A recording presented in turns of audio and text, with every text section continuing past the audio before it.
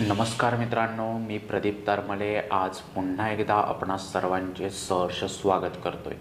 मित्रांनो, अतिशय महत्त्वाची माहिती घेऊन आलो आहेत। आपण पाहाल तर सन 2022 मधील प्रलंबित पीक विम्याचा प्रश्नासंबंधित अतिशय महत्त्वाचा अपडेट्स आपल्यापर्यंत आलेले आणि त्या अगदी आपल्याला काही वेळातच या व्हिडिओमार्फत समजणार आहे।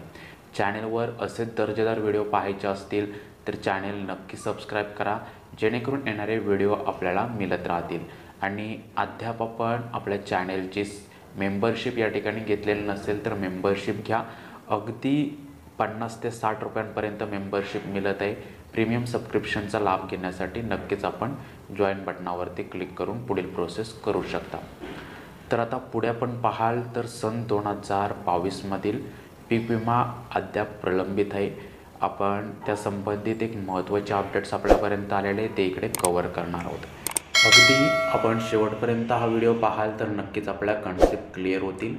या ठिकाणी आपण पाहाल सन 2022 मध्ये खरीप हंगामात अतिवृष्टीमुळे शेती पिकांचे नुकसान झाले होते। धाराशिव जिल्ह्याचा अपडेट्स आहे। यामध्ये आपण पाहाल तर विमा कंपन्यांनी चुकीचे जे की भारांकनाचा निकष लावून 50%च भरपाई दिलेली होती। उर्वरित 294 कोटी अद्याप प्रलंबित आहेत। यामध्ये 1,34,000 शेतकऱ्यांच्या पूर्वसूचना या ठिकाणी अपात्र ठरवलेल्या होत्या। यामध्ये जिल्हाधिकाऱ्यांनी महसुली वसुलीच्या 3 नोटिसा विमा कंपन्यांना दिलेल्या, तरी देखील हा संपूर्ण प्रश्न प्रलंबित आहे।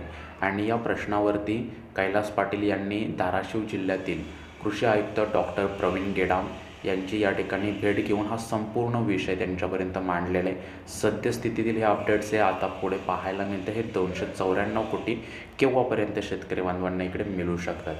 अपडेट्स पॉईंट टू पॉईंट इकडे कव्हर करण्याचा प्रयत्न केला। भेटणार आहोत पुढे नवीन माहितीसह।